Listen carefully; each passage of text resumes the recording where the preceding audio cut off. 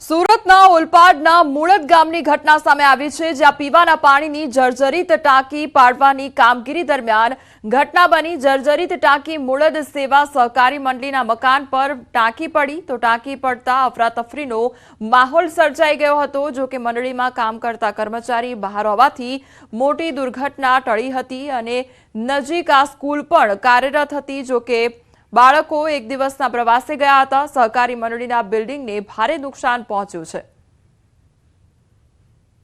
આ જર્જરિત ટાંકી ઉઠીને એટલે ઘણા સમયથી ગામમાંથી કહેતા હતા કે ભાઈ આ ટાંકી ઉતારી નાખો, નહીં તો કોઈ દેવા હોનાર જ થશે। એટલે મંડળીમાંથી બી પંચાયતને લેખિતમાં મળેલું હતું, એટલે અમે ટીડીઓ સાહેબના ને એના ઓર્ડરથી આ કામગીરી કરતા હતા।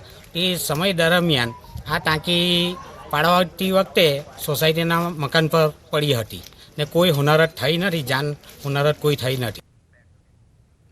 દ્વારકાના ખંભાળિયામાં પાલિકાની વધુ એક બેદરકારી સામે આવી છે। ખંભાળિયામાં ગટર ઉભરાતા શિયાળામાં ચોમાસા જેવા દ્રશ્યો સર્જાયા છે। ખંભાળિયામાં પોસ્ટ ઓફિસ રોડ તેમજ રામનાથ રોડ, એસએનડીટી સ્કૂલ રોડ પર ગટરોના પાણી ફરી વળતા લોકો પરેશાન થયા છે।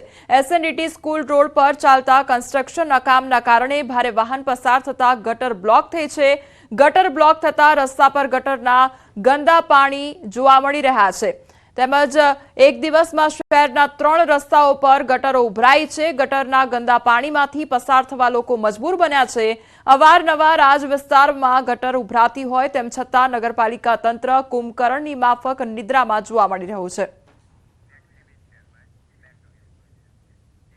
આણંદ જિલ્લામાં ગટરની અધૂરી કામગીરીથી સ્થાનિકોને હાલાકી પડી રહી છે। વલ્લભ વિદ્યાનગરમાં ગટરની કામગીરી અધૂરી જોવા મળી અને અરુણોદય સોસાયટીના રોડ પર ગટરનું અધૂરું કામ જોવા મળ્યું છે। શાળાએ જતા બાળકો અને સ્થાનિકોને પરેશાનીનો સામનો કરવો પડી રહ્યો છે।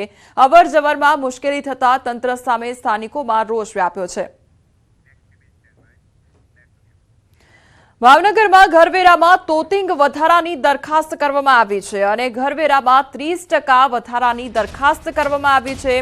તો રહેણાંકમાં ચોરસ મીટર દીઠ 4 રૂપિયા વધારો અને બિન રહેણાંકમાં મીટર દીઠ 8 રૂપિયાનો વધારો। ત્યારે સામાન્ય સભામાં વેરો વધારવા મુદ્દે ચર્ચા કરવામાં આવશે।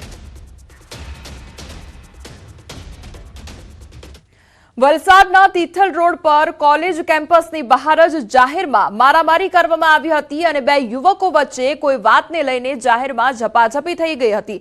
ઉગ્ર બોલાચાલી થતા માહોલ ગરમાઈ ગયો હતો।